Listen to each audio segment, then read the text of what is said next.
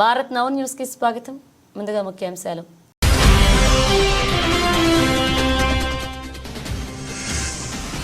Trump హెచ్చరికల పర్వం. Panama కాలువను స్వాధీనం చేసుకుంటామన్న అగ్రరాజ్య అధ్యక్షుడు.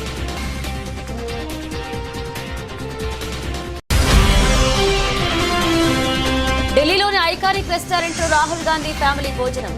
నెట్టింట వైరల్ అవుతున్న ఫోటోలు.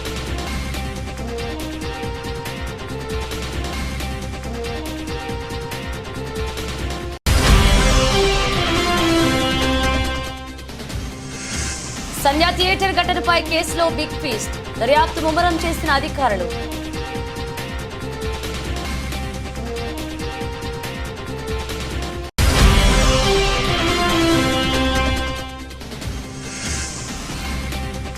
చదరంగంలో చంద్రబాబు మనవడు దేవాంశ్ రికార్డ్. హర్షం వ్యక్తం చేసిన నారా కుటుంబం.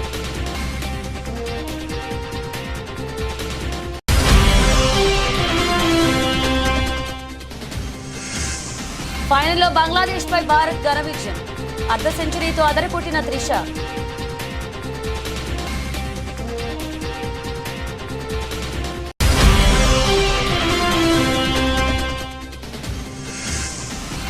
నేను వెళ్లి శ్రీతేజ్ను పరామర్శించా. సినీ ఇండస్ట్రీ నుంచి ఎవరూ వెళ్లలేదు అన్నందుకు ఇప్పుడు చెప్తున్నానన్న జగపతి బాబు.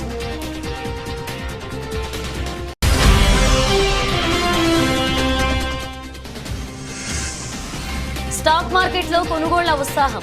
లాభాలతో షూరైన సూచీలు.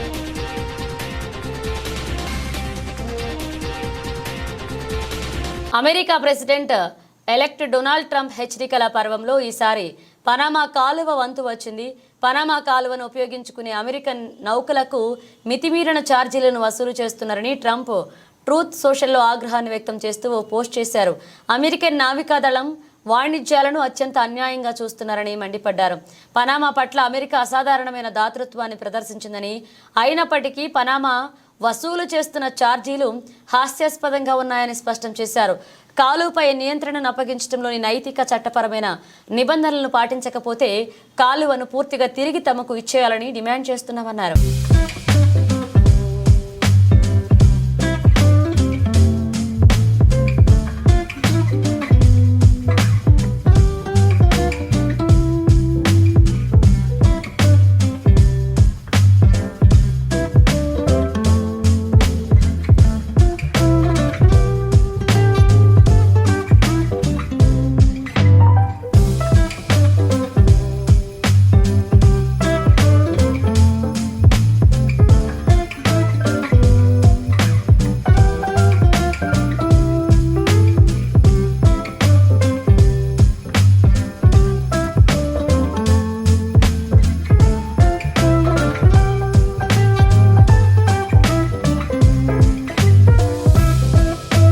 లోక్సభ ఎన్నికల నుంచి ఇటీవలే జరిగిన మహారాష్ట్ర ఎన్నికల వరకు, ఆ తర్వాత పార్లమెంట్ సమావేశాల్లో ఎంతో బిజీగా కనపడ్డారు కాంగ్రెస్ నేతలు రాహుల్ గాంధీ, ప్రియాంక గాంధీ.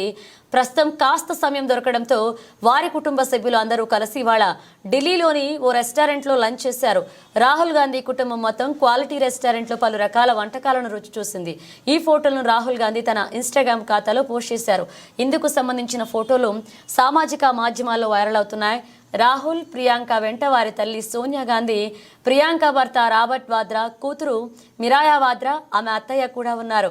రాహుల్ గాంధీ అతని సోదరి ప్రియాంక రాయ్ బరేలీ, వాయనాడ్ లోక్సభ నియోజకవర్గాలకు ప్రాతినిధ్యం వహిస్తున్న విషయం తెలిసిందే.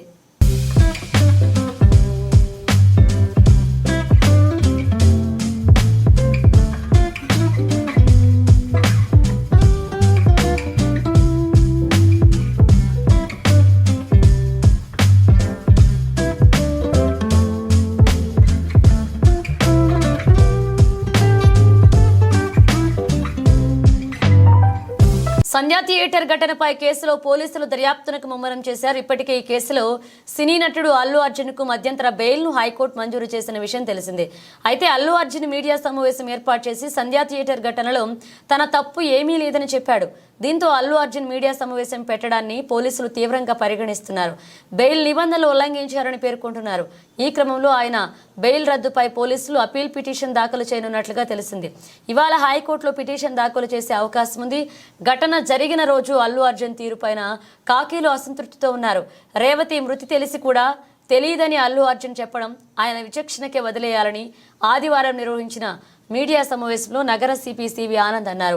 థియేటర్లో ఉన్న అల్లు అర్జున్కు పోలీసులు విషయం చెప్పారు, కానీ రేవతి మృతి మరుసటి రోజు తెలిసింది అని అల్లు అర్జున్ మాట మార్చాడు అంటూ సిపి పేర్కొన్నారు.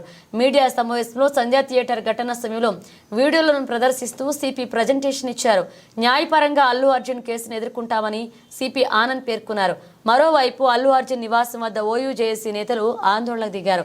ఈ క్రమంలో పోలీసులు 6 ఓయూ జేఏసీ నేతలను అరెస్ట్ చేసి జూబ్లీహిల్స్ పోలీస్ స్టేషన్కు తరలించారు. అర్జున్ నివాసం వద్ద జరిగిన ఘటనపై డీజీపీకి ఫోన్ చేసి సీఎం రేవంత్ రెడ్డి ఆరా తీశారు. ఇలాంటి ఘటనలు మరొకసారి పునరావృతం కాకుండా జాగ్రత్తలు తీసుకోవాలని రేవంత్ ఆదేశించారు. సినీ ప్రముఖుల ఇళ్లపై దాడి ఘటనను ట్విట్టర్ వేదికగా సీఎం రేవంత్ రెడ్డి ఖండించారు. శాంతి భద్రతల విషయంలో కఠినంగా వ్యవహరించాల్సిందిగా రాష్ట్ర డీజీపీ నగర పోలీస్ కమిషనర్ను ఆదేశిస్తున్నారని తెలిపారు. ఈ విషయంలో ఎలాంటి అలసత్వాన్ని సహించేది లేదు అని అన్నారు. అదేవిధంగా సంధ్యా థియేటర్ ఘటనలో సంబంధం లేని పోలీస్ సిబ్బంది స్పందించకుండా ఉన్నతాధికారులు జాగ్రత్తలు తీసుకోవాలని రేవంత్ రెడ్డి ఆదేశించారు.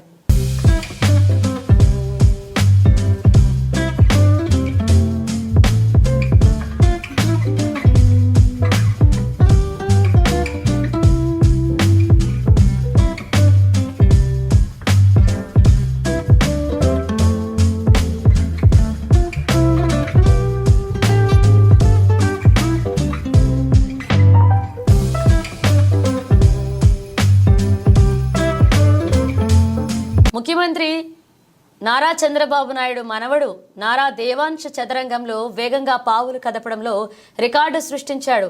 చెక్మేట్ సాల్వా 175 ఫజిల్స్ సాధించడంలో world book of records London నుంచి నారా దేవాంశ్ ధృవపత్రం సాధించారు. నారా దేవాంశ్ రికార్డు సాధించడం పట్ల నారా కుటుంబం హర్షం వ్యక్తం చేసింది.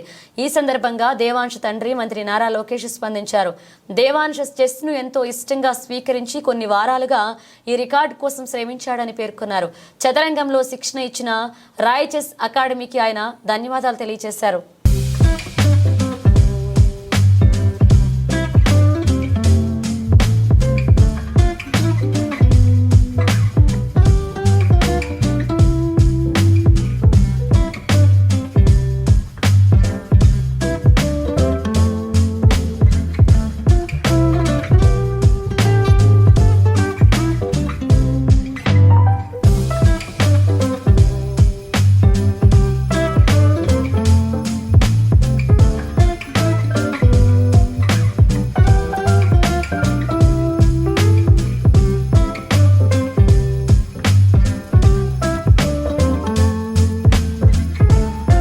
తొక్కిసలాట ఘటనలో మహిళను రక్షించలేకపోయానని సీఐ రాజు నాయక్ ఎమోషనల్ అయ్యారు.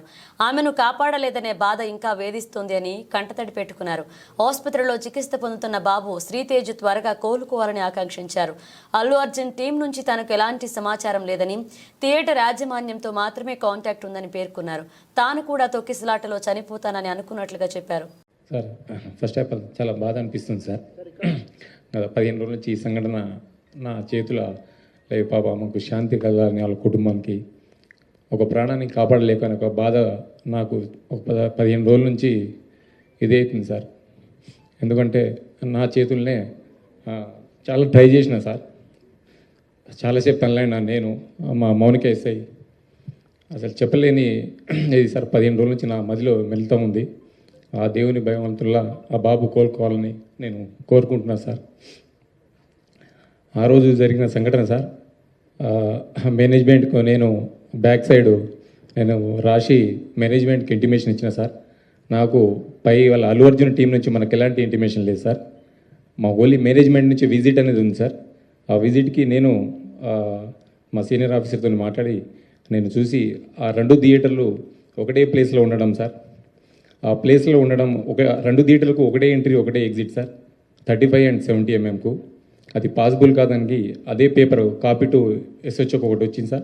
దాని బ్యాక్ సైడ్ నేనే నా స్వయాన రైట్ ముందు రాసి మేనేజ్మెంట్కి వెళ్ళినా సార్. వాళ్ళ అల్లు అర్జున్ టీం కాంటాక్ట్ మాకు లేదు సార్. సో మేనేజ్మెంట్ వాళ్ళకి ఇంటిమేషన్ చేయాలి సార్ ఇది. సో ఇంకోటి సార్, బిఫోర్ 2 hours నుంచి నేను స్ట్రగుల్ చేస్తున్నా. మీడియా మిత్రులందరూ ఉన్నారు, చాలామంది, ఒక దాదాపు 100 మంది ప్రెస్సులు ఉన్నారు. 2 hours నుంచి మేము, మా SI Mounika lady officer, so ఎంతోగానో ట్రై చేస్తున్నాం క్రౌడ్ ఫుల్ కంట్రోల్ చేయడానికి.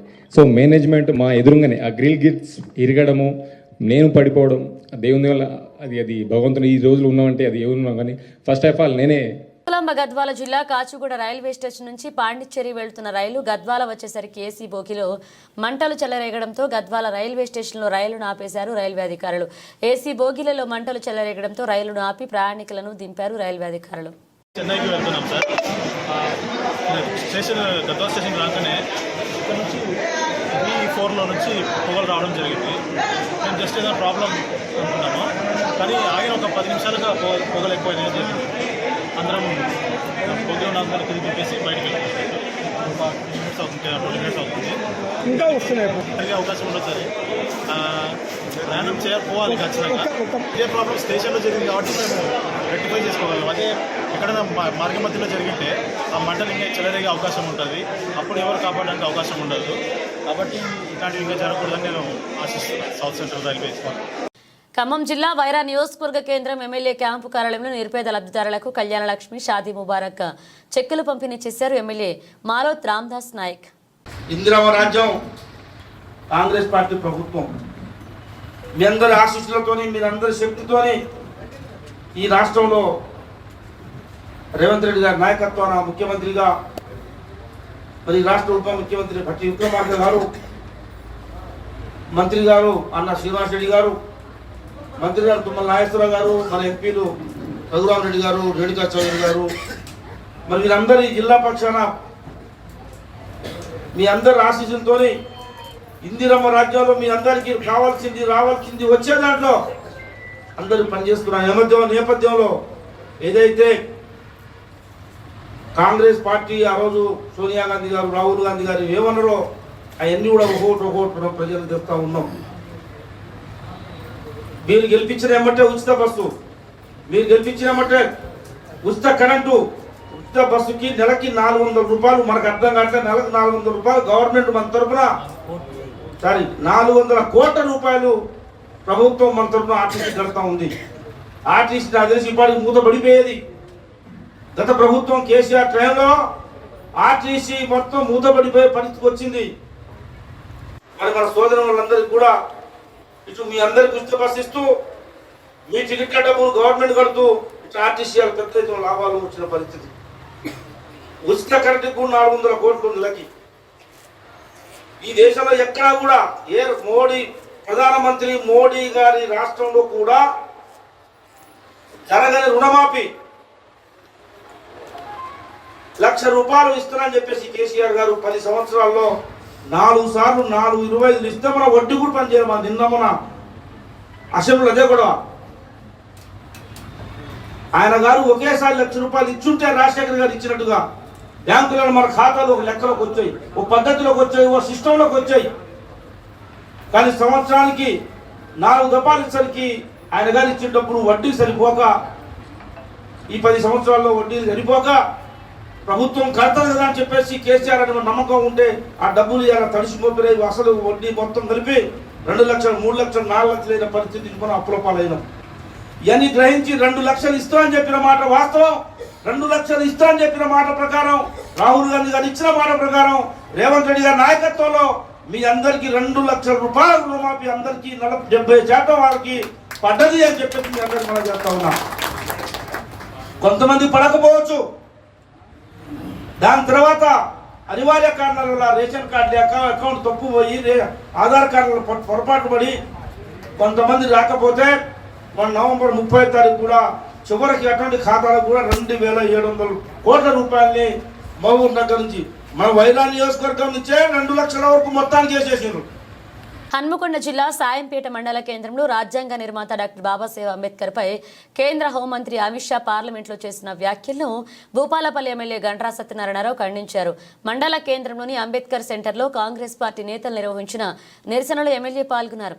ఈ సందర్భంగా ఎమ్మెల్యే మాట్లాడుతూ కేంద్ర హోంమంత్రి అమిత్ షా పార్లమెంట్లో ప్రతిపక్ష ఎంపీలను ఉద్దేశించి పార్లమెంట్లో అంబేద్కర్ అని పదే పదే ప్రస్తావించడం కంటే అందుకు బదులుగా ఏదైనా దేవుణ్ణి స్మరించుకుంటే స్వర్గం దొరుకుతుందని మాట్లాడడం దేశ ప్రతిష్టతకు మంచిది కాదు అన్నారు. వెంటనే వారి అనుచిత వ్యాఖ్యలను వెనక్కి తీసుకుని దేశ ప్రజలకు క్షమాపణ చెప్పాలని అన్నారు. డాక్టర్ బాబాసాహెబ్ అంబేద్కర్ రాజ్యాంగాన్ని అమలు చేయాలని విలువలను మంటగలుపుతున్నారని పార్లమెంట్ సభ్యులు అడగడంతో పార్లమెంట్ సభ్యుల మీద అనుచిత వ్యాఖ్యలు ఏదైతే అంబేద్కర్ అంటారు, అంబేద్కర్ బదులు మీరు గుళ్ళో ఉన్న దేవుణ్ణి తలుచుకోండి స్వర్గం పోతారని ఏదైతే మరి మాట్లాడడమో ఇది ప్రజాస్వామ్యాన్ని, అంబేద్కర్ రాసినటువంటి రాజ్యాంగాన్ని తుంగలో తొక్కే విధంగా, మంటలు కలిపే విధంగా అంబేద్కర్ వాక్యాలు. ఇది ప్రజాస్వామ్యము మొత్తం కూడా తీవ్రంగా ఖండించవలసినటువంటి అవసరం ఉంది. అంబేద్కర్ రాసినటువంటి రాజ్యాంగం ఏదైతే అంబేద్కర్ని అవమానించిందో ఆయనను వెంటనే క్యాబినెట్ నుంచి బర్తరఫ్ చేయాలని భారతదేశ వ్యాప్తంగా కూడా నిరసన తెలిపిన దాన్ని ప్రధానమంత్రి సమర్థించుకునే విధంగా ఈరోజు మాట్లాడము సిగ్గుసేట్ అయినటువంటి విషయం. ఈరోజు వెంటనే అమిత్ షాను క్యాబినెట్ నుంచి బర్తరఫ్ చేసి ఈ దేశానికి క్షమాపణ చెప్పాలని మేము డిమాండ్ చేస్తున్నాం. ఆయన రాసినటువంటి రాజ్యాంగ విలువల ప్రకారంగానే పేదలు, బడుగులు, బలహీన వర్గాలకు రిజర్వేషన్ కల్పించడమే కాకుండా చట్టసభల్లో అదేవిధంగా హన్మకొండ జిల్లా సాయంపేట మండల కేంద్రంలోని రైతు వేదికలో వివిధ గ్రామాలకు చెందిన మొత్తం 19 మంది సీఎంఆర్ఎఫ్ లబ్ధిదారులకు 4,98,000 రూపాయల విలువైన చెక్కులను భూపాలపల్లి నియోజకవర్గ ఎమ్మెల్యే గండ్రా సత్యనారాయణరావు అందజేశారు. అనంతరం ఎమ్మెల్యే మాట్లాడుతూ అన్ని వర్గాల ప్రజలకు అండగా నిలవడమే రాష్ట్ర ప్రభుత్వ లక్ష్యమన్నారు. పేద ప్రజలను ఆర్థికంగా ఆదుకునేందుకు ప్రజాప్రభుత్వం అనేక సంక్షేమ పథకాలు అమలు చేయడం జరుగుతుందని ఎమ్మెల్యే గుర్తు చేశారు. మానవతా దృక్పథంతో సీఎం రేవంత్ రెడ్డి దరఖాస్తు చేసుకున్న ప్రతి ఒక్కరికి ఆర్థిక సహాయాన్ని మంజూరు చేస్తున్నట్లుగా పేర్కొన్నారు. అనంతరం మండలంలోని పలువురు రైతులు వ్యవసాయ శాఖ ఆధ్వర్యంలో ఉచిత వరి విత్తనాల బ్యాగులను ఎమ్మెల్యే అందజేశారు. ఆ ధరణి పోర్టల్ వల్ల మన యొక్క అధికారాలని తీసి వేరే దేశపోనికి అప్పచెప్పి వాడి ఇష్టానుసారంగా మనకు హక్కులను కాలరాసినటువంటి మరి గత ప్రభుత్వం రైతుల హక్కులను కాలరాయడం జరిగింది కనుక దాన్ని దృష్టిలో పెట్టుకొని ఆ ధరణిని రద్దు చేసి కాసు కాలంలో పేరు ఎక్కియడం, అదేవిధంగా భూమి ఏదైతే కారజ్ ఖాతా కానీ, సీలింగ్ ల్యాండ్ కానీ, ప్రభుత్వ భూమి కానీ, ఫారెస్ట్ భూమి కానీ, ఖరీదు పెట్టి కొనుక్కున్నటువంటి భూమి కానీ ఆ భూములంటే మీకు సర్వే జరిపి పాస్ పుస్తకాలు ఇచ్చి రేపు రైతు భరోసా కానీ, యాక్సిడెంట్ అయితే రైతు బీమా కానీ, అదేవిధంగా బ్యాంకులో పోతే పంట రుణం వచ్చే విధంగా ఒక చట్టాన్ని తీసుకురావడం జరిగింది. అది భూభారతి. ఆ చట్టము తహసీల్దార్కు, ఆర్డీఓలకి అధికారం ఉండే విధంగా, ఇంతకుముందు కలెక్టర్ యొక్క తంబు పెడితే ఓపెన్ అయ్యేది. గతంలో మాదిరిగా మనం భూమి దున్నుకుంటున్నాం, భూమిని నమ్ముకుంటున్నాం, మన బుక్కులేక అనేక అవస్థలు పడ్డాం. అలాంటి ఈరోజు అధికారాలను తహసీల్దార్లకే, ఆర్డీఓలకే. హన్మకొండ జిల్లా ఆత్మకూరు పోలీస్ స్టేషన్ పరిధిలోని అక్కంపేట గ్రామం వద్ద ఆటోలో తరలిస్తున్న గంజాయిని పట్టుకున్నారు పోలీసులు. ఈ సందర్భంగా ఆత్మకూరు సీఐ సంతోష్ వివరాలు వెల్లడించారు. దామరి ఎస్ఐ అశోక్ అక్కంపేట వద్ద వాహనాల తనిఖీలు చేస్తున్న క్రమంలో అనుమానాస్పదంగా కనిపించిన ఆటోను తనిఖీ చేయగా 1,100 గ్రాముల ఎండు గంజాయి లభించిందని, దాని విలువ 27,500 ఉంటుందని పేర్కొన్నారు. వరంగల్ నుండి అక్రమంగా ఆత్మకూరుకు తరలించే క్రమంలో గంజాయి పట్టుకున్నట్లుగా నిందితుడు పెద్దాపూర్ గ్రామానికి చెందిన వంశీగాన్ అదుపులోకి తీసుకుని రిమాండ్కు తరలిస్తున్నట్లుగా సీఐ సంతోష్ తెలియజేశారు. ఈ సందర్భంగా గంజాయిని పట్టుకున్న ఎస్ఐని పోలీస్ సిబ్బంది సీఐ అభినందించారు. ఎస్ఐ గారు మరియు మా సిబ్బంది అక్కంపేట గ్రామము సమ్మక్క సారక్క ఆర్చ్ వద్ద వరంగల్ నుంచి పెద్దాపురం వచ్చే గ్రామ వాహనాలను తనిఖీ చేస్తుండగా అందాజా 12 గంటల ప్రాంతంలో ఒక ఆటో పోలీస్ వారి చెకింగ్ని చూసి ఆటో తిప్పుకొని పారిపోవడానికి ప్రయత్నించగా వెంటనే దామెర ఎస్ఐ కె అశోక్ గారు మరియు మా సిబ్బంది ఆ ఆటోని పట్టుకొని అతన్ని విచారించి అక్కడ అందులో ఆటోలో ఉన్నదాన్ని చెక్ చేయగా ఆయన తడబడుతూ సమాధానం ఇవ్వగా ఏమున్నదిరా ఈ బ్యాగ్లో అంటే గంజాయి నేను వరంగల్ నుంచి తీసుకొచ్చి ఆత్మకూరు మండలంలో ఉన్నటువంటి తన మిత్రులకు అమ్ముతున్నానని అట్టి గంజాయి 1100 గ్రాములు 2700-500కు హనీఫ్ అని వరంగల్ గ్రామస్తుడైనటువంటి అతని వద్ద కొనుగోలు చేసి అధిక రేటుకు అమ్మాలని తీసుకొస్తే పోలీసు వారు పట్టుకున్నారనగా వెంటనే మేము ఎంపీడీఓ గారికి ఒక రిక్వెషన్ ఇచ్చి అదే పంచులను పిలిపించుకొని ఫోటోగ్రాఫర్ని అదేవిధంగా ఆ తూకం వేసి అతన్ని పిలిపించుకొని అక్కడ ఆ ఉన్నదానిని చెక్ చేయగా దాంట్లో ఘాటైన గంజాయి వాసన వస్తూ గంజాయి ఆకులు పువ్వులు గల ఎండిన గంజాయి ఉండగా అట్టి గంజాయిని మేము తూకం వేస్తే 1100 గ్రాములు రాగా దాని విలువ 27,500 రూపాయలు. అట్టి వ్యక్తిని నిందితుడిని విచారించగా తన పేరు వంశీ అని, తండ్రి పేరు రవి మరియు మన పెద్దాపూర్ గ్రామస్తుడని, తన గత సంవత్సరం నుంచి గంజాయికి అలవాటు పడి గంజాయి తాగుతూ ఈ మధ్య కాలంలోనే హనీఫ్ అనే అతని దగ్గర నుంచి గంజాయి పర్చేజ్ చేస్తూ ఇక్కడ ఉన్నటువంటి పిల్లలకు అమ్ముతున్నానని అదే రోజు భాగంలో ఈరోజు గంజాయి తీసుకువస్తూ పట్టుబడ్డాన్ని తెలిపినాడు. అట్టి దానిని ఎస్ఐ గారు ఆ పంచనామా నిర్వహించి దరఖాస్తు వచ్చి పోలీస్ స్టేషన్కి ఇయ్యగా కేసు నమోదు చేసుకొని అతనిని ఈరోజు రిమాండ్కి పంపుతున్నాం. అండర్-19 మహిళల ఆసియా కప్ టోర్నీలో యువ భారత్ కప్ కొట్టేసింది. తొలిసారి ప్రవేశపెట్టిన టోర్నీలో టైటిల్ను ఒడిసి పట్టుకుంది. ఆదివారం జరిగిన ఫైనల్లో యువ భారత్ 41 పరుగుల తేడాతో బంగ్లాదేశ్పై అద్భుత విజయం సాధించింది. టాస్ గెలిచిన బంగ్లా భారత్ను బ్యాటింగ్కు ఆహ్వానించింది. ఓపెనర్ గొంగడి త్రిష 47 బంతుల్లో 52, 5 4లు, 2 6లు, అర్ధ సెంచరీకి తోడు మిథిలా వినోద్ 17 ఆకట్టుకోవడంతో టీమిండియా నిర్ణీత 20 ఓవర్లలో 117/7 స్కోర్ చేసింది. ఫర్జానా ఇస్లామిక్ 4/31 4 వికెట్లతో విజృంభించింది. ఆ తర్వాత లక్ష్య ఛేదనకు దిగిన బంగ్లా 18.3 ఓవర్లలో 76 పరుగులకు కుప్పకూలింది. స్పిన్నర్లు ఆయుషి శుక్లా 3/17, పరుణి సిసోడియా 2/12, సోనం యాదవ్ 2/13 స్పిన్ మాయాజాలంతో బంగ్లా పతనాన్ని శాసించారు. వీరి స్పిన్ తాటికి బంగ్లా జట్టులో ఫిర్దోష్ 22, ఫహీమీదా 18 మినహా అందరూ సింగిల్ డిజిట్ స్కోర్లకు పరిమితమయ్యారు. ఛేదనలో ఒకానొక దశలో బంగ్లా 7 ఓవర్లకు 44/2 స్కోరుతో మెరుగ్గా కనిపించిన బంగ్లా భారత స్పిన్నర్ల విజృంభణలో 32 పరుగుల తేడాతో చివరికి 8 వికెట్లు కోల్పోయి ఓటమి వైపు నిలిచింది. అర్ధ సెంచరీతో జట్టు విజయంలో కీలకమైన త్రిషకు ప్లేయర్ ఆఫ్ ద మ్యాచ్ దక్కింది.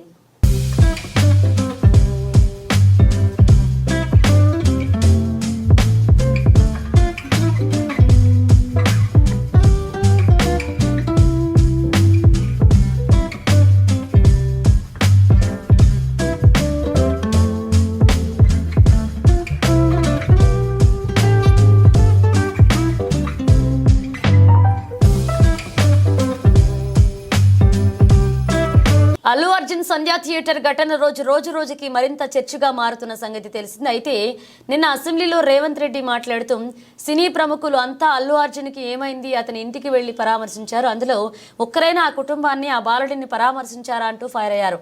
దీనికి సమాధానంగా నేడు జగపతి బాబు స్పందిస్తూ ఓ వీడియో రిలీజ్ చేస్తూ ట్వీట్ చేశారు.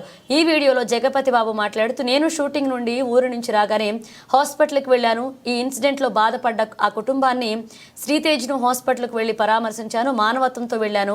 ఆ బాబు ఆరోగ్యం కుదుటపడుతుందని వాళ్లకు భరోసా ఇచ్చారన్నారు. ఇక రేవతి కుటుంబానికి భరోసాగా ఉంటామని ధైర్యం చెప్పారు. నేను వెళ్ళినట్లుగా పబ్లిసిటీ చేసుకోలేదు కాబట్టి ఎవరికీ తెలీదు. సినీ ఇండస్ట్రీ నుండి ఎవరూ వెళ్ళలేదు అన్నందుకు ఇప్పుడు చెప్పాల్సి వచ్చింది అన్నారు. దీంతో ఈ వీడియో వైరల్గా మారింది. అందరికీ నమస్కారం. ఒక క్లారిటీ కోసం ఈ ట్వీట్ పెడుతున్నాను.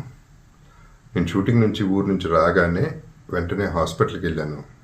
అల్లు అర్జున్ ఈ ఇన్సిడెంట్లో, అన్ఫార్చునేట్ ఇన్సిడెంట్లో, ఈ యాక్సిడెంట్లో ఎఫెక్ట్ అయిన ఫ్యామిలీని చూడటానికి, ఫాదర్ని, ఆ బాబు సిస్టర్ని పలకరించాలని అనిపించింది, చూడాలనిపించింది. హ్యుమానిటేరియన్ గ్రౌండ్స్ మీద వెళ్ళాను. పాజిటివ్గా ఉంది. He might recover, there is a very good chances, let's hope for the best అని with all the peoples blessing and gods and goddesses అనేది చెప్పేసి భరోసా ఇచ్చి వచ్చాను. I wanted to go and అందరికంటే ఎక్కువ ఎఫెక్ట్ అయింది ఆ ఫ్యామిలీ కాబట్టి ఆ ఫ్యామిలీకి సపోర్ట్ ఇద్దాం అనే మై ఎక్స్టెంట్ సపోర్ట్. పబ్లిసిటీ చేయలేదు కాబట్టి ఎవరికి తెలియలేదు కాబట్టి ఈ మాట వచ్చింది. అది I just clarified it. Thank you very much once again. నమస్తే. ఈ వారం భారీ పతనం తర్వాత ఈరోజు స్టాక్ మార్కెట్ పుంజుకుంది. వారంలో మొదటి ట్రేడింగ్ రోజైన సోమవారం బీఎస్ఈ సెన్సెక్స్ 493.08 పాయింట్ల ఎగసి 78,534.67 పాయింట్ల వద్ద ట్రేడ్ అవుతుంది.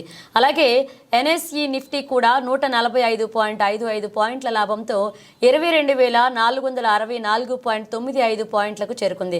సెన్సెక్స్లో చేర్చిన స్టాక్లను పరిశీలిస్తే టాటా స్టీల్, అల్ట్రాక్స్ సెమ్కో, ఎల్టీ, అలాగే టాటా మోటార్స్, బజాజ్ ఫైనాన్స్లో మంచి వృద్ధి కనిపిస్తుంది. అదే సమయంలో పడిపోయిన షేర్లలో పవర్ గ్రిడ్, జొమాటో ఉన్నాయి. మార్కెట్లో ఒడిదుడుకులు కొనసాగవచ్చని మార్కెట్ నిపుణులు అంటున్నారు. అందువల్ల పెట్టుబడిదారులు చాలా జాగ్రత్తగా పెట్టుబడి పెట్టాలి.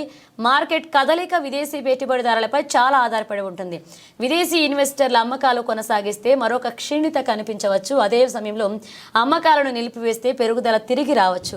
గత వారం బీఎస్ఈ 30 షేర్ సెన్సెక్స్ 4,091.53 పాయింట్లు లేదా 4.98% పడిపోయింది. అయితే నేషనల్ స్టాక్ ఎక్స్చేంజ్ నిఫ్టీ 1,180.8 పాయింట్ల లేదా 4.76% పతనంలో ముగిసింది. ఇక మార్కెట్ భారీ పతన కారణంగా టాప్ 10 సెన్సెక్స్ కంపెనీల మార్కెట్ వాల్యుయేషన్ గత వారం 4,95,061 కోట్లు క్షీణించింది. స్టాక్ మార్కెట్లో బేరిష్ ట్రెండ్ మధ్య Tata consultancy services, Reliance industries అత్యధిక నష్టాలను చవిచూశాయి. గత వారం జూన్ 2022 తర్వాత భారతీయ స్టాక్ మార్కెట్లు ఇదే అతిపెద్ద వీక్లీ క్షీణత. US central bank federal reserve నుండి పాలసీ ప్రకటనతో వారం ప్రారంభమైంది. ఇది మార్కెట్ సెంటిమెంట్లో మార్పుకు దారితీసింది. ఫెడరల్ రిజర్వ్ 2025లో కేవలం 2 సార్లు వడ్డీ రేట్లను తగ్గించాలని సూచించింది. ఇది మార్కెట్ సెంటిమెంట్ను ప్రభావితం చేసింది.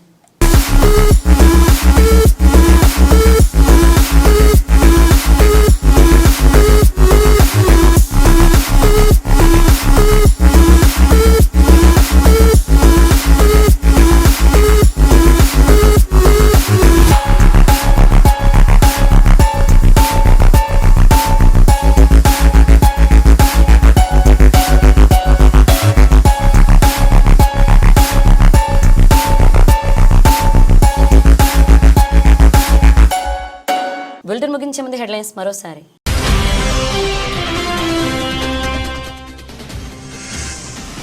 ట్రంప్ హెచ్చరికల పర్వం.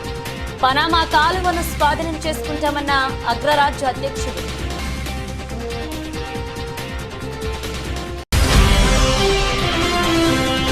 ఢిల్లీలోని ఐకానిక్ రెస్టారెంట్లో రాహుల్ గాంధీ ఫ్యామిలీ భోజనం. నెట్టింట వైరల్ అవుతున్న ఫోటోలు.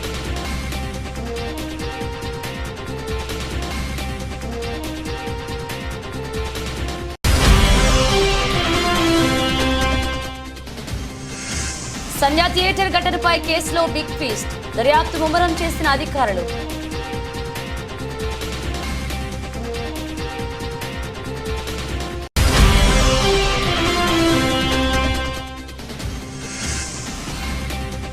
చదరంగంలో చంద్రబాబు మనవడు దేవాంశ్ రికార్డ్. హర్షం వ్యక్తం చేసిన నారా కుటుంబం.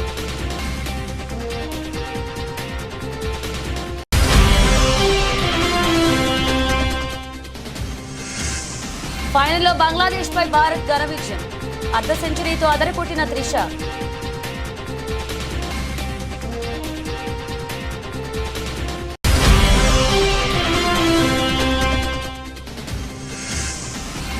నేను వెళ్లి శ్రీతేజ్ను పరామర్శించా. సినీ ఇండస్ట్రీ నుంచి ఎవరూ వెళ్లలేదు అన్నందుకు ఇప్పుడు చెప్తున్నానన్న జగపతి బాబు.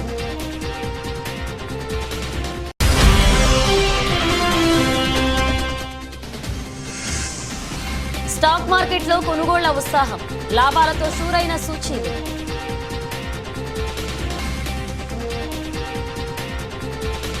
ఇవి బులెటిన్ అప్డేట్స్. మరిన్ని అప్డేట్స్తో మళ్ళీ కలుద్దాం.